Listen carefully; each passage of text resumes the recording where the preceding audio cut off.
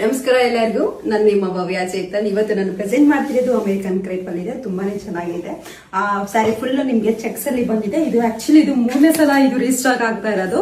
Starting ಅಲ್ಲಿ ಮತ್ತೆ 2ನೇ ಸಲ ಅಂತೂ ಚೆನ್ನಾಗಿ ಇದು ಸೇಲ್ ಆಯ್ತು. ನನ್ನ ಒಂದು ಪೇಜ್ ಅಲ್ಲಿ ನೋಡ್ತಾ ಇರ್ಬೋದು.